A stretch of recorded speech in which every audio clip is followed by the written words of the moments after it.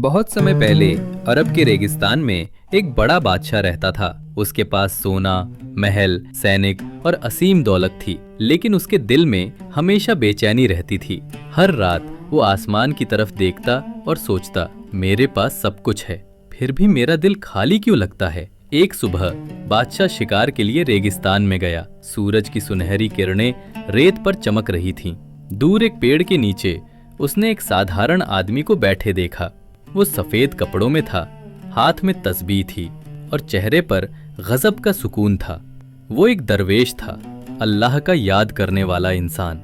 बादशाह घोड़े से उतरा और बोला, हे ज्ञानी व्यक्ति, मेरे पास सब कुछ है, पर मेरा दिल चैन से नहीं रहता। बताओ, सुकून कहाँ मिलेगा? दरवेश मुस्कुराया और बोला, ऐ बादशाह, सुकून तुम्हारे महल में नहीं, सोने या ताकत में नहीं, सच्चा सुकून सिर्फ उस दिल में है जो अल्लाह को याद करता है। बादशाह ने पूछा, तो क्या मुझे अपना तख्त छोड़ देना चाहिए? दरवेश ने जवाब दिया, नहीं बादशाह, अल्लाह ने तुम्हें जहाँ रखा है वहीं रहो, लेकिन दिल को घमंड से खाली करो। बादशाह बनो, पर अल्लाह के बंदे बनकर राज करो। बादशाह प्रभावित हुआ और बोला, आपने मेरी आंखें खोल दी।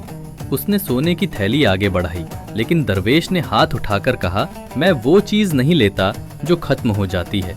मेरा खजाना तो अल्लाह की याद है, वो दौलत जो कभी खत्म नहीं होती। फिर दरवेश ने दुआ मांगी, ऐ अल्लाह, इस बादशाह को वो दौलत दे जो कभी कम ना हो, तेरी याद और तेरा सुकून। बादशाह की आंखों से आंसू निकल आए।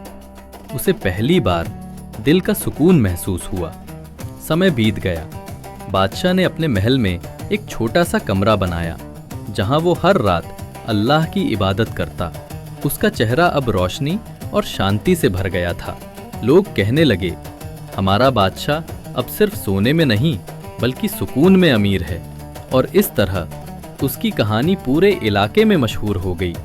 सुकून दौलत या ताकत में नहीं, सच्चा सुकून तो अल्लाह की याद में है।